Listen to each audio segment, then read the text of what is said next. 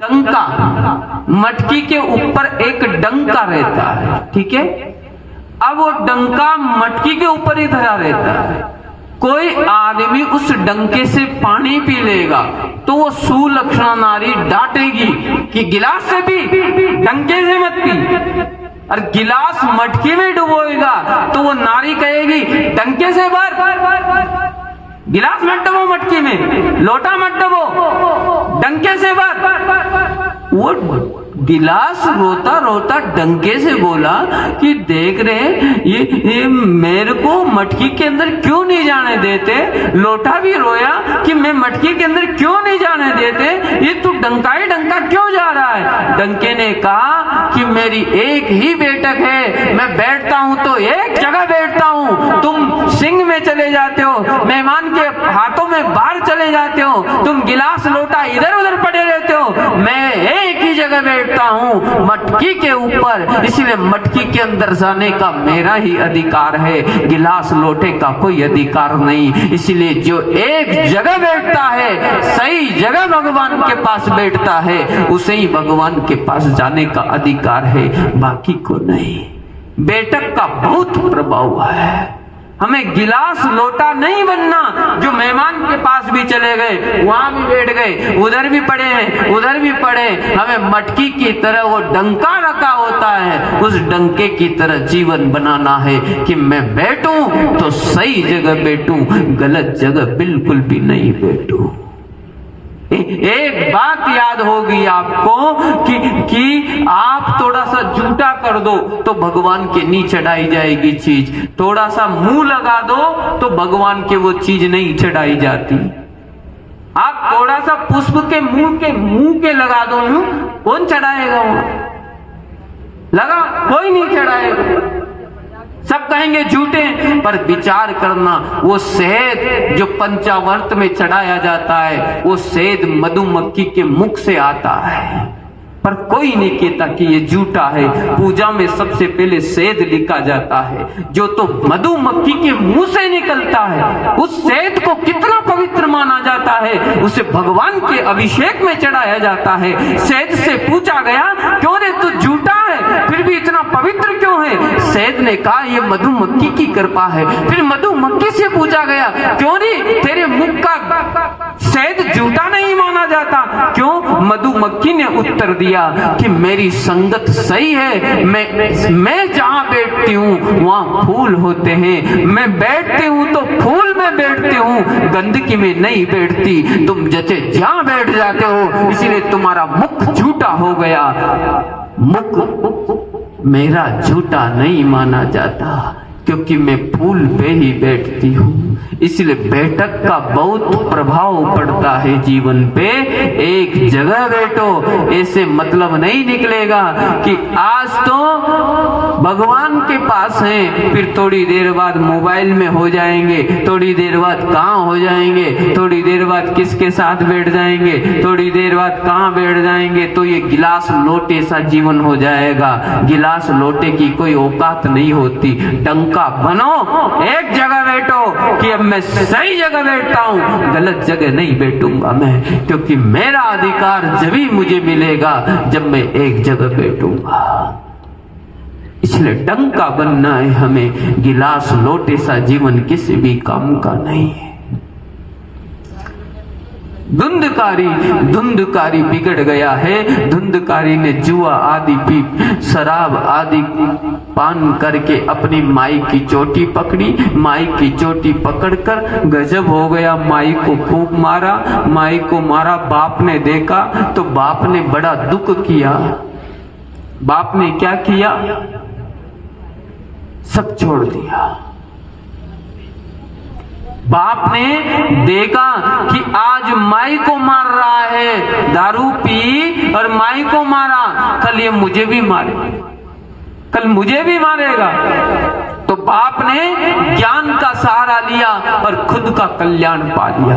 पर माई ने मार खाई, फिर भी ज्ञान का सहारा नहीं लिया। माई ने कुआं में जाके आत्महत्या कर ली और अपने प्राण गंवा दिए। माई की अक्ल देखो और बाप की अक्ल देखो।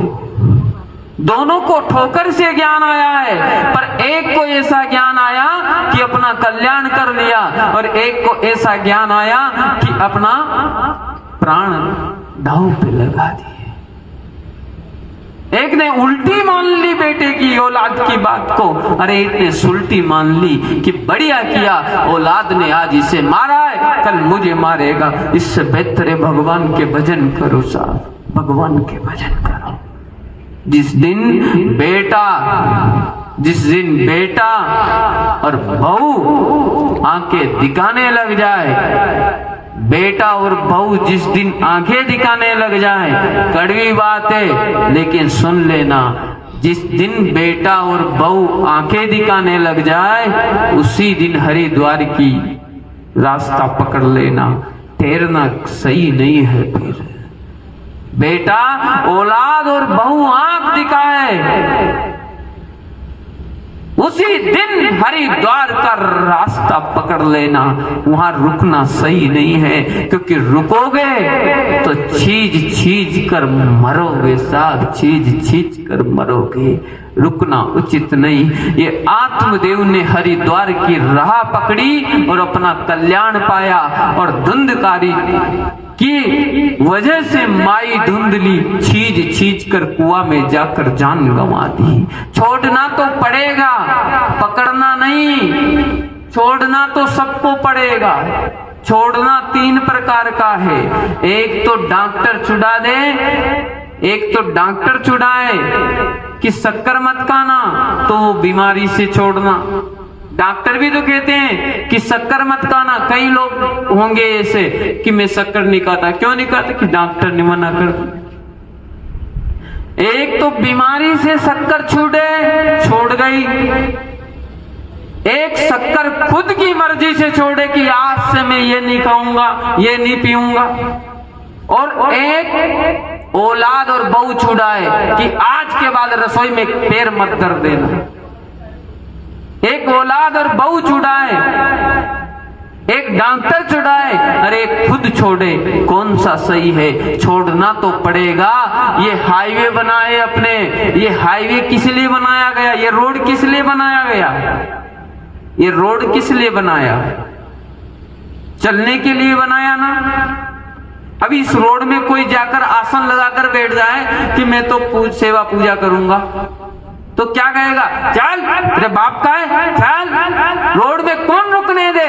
क्योंकि रोड चलने के लिए बनाया है, तो संसार में कौन रुकने दे? संसार चलने के लिए बनाया है साहब, संसार रुकने के लिए नहीं है। कोई यहाँ रुकता नहीं है। चलो चलो चलो, बस चलने के लिए है संसार, चलने के लिए। यहाँ रुका नहीं जाता, रुकना मना है। रोड पे सांप है, चलते रहो, रुकना नहीं है। और कोई तो मूर्ख हो जाते हैं कि मैं यहाँ रहूंगा, यहाँ रुकूंगा। क्या रुकेगा साहब? संसार का नियम है चलना, तू चलेगा, खुद चलो, नहीं तो धक्के देकर चलवाएंगे लोग, धक्के देकर चलवाएंगे।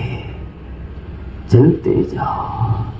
बाप गया, माई कुएं में गई, औलाद शराब की बोतलें घर पे ले आया और खुद 5 वेश्याओं को ले आया, पालने लगा खूब बुरी संगति से। जिस घर में वेद गूंजते थे, जिस घर में भक्ति, आरती, टोकरी, शंख, मृदंग, ताल की आवाज आती थी, उस घर में वेश्याओं के नाच देखे जा रहे हैं। वो घर बर्बाद हो गया साहब, बर्बाद हो गया।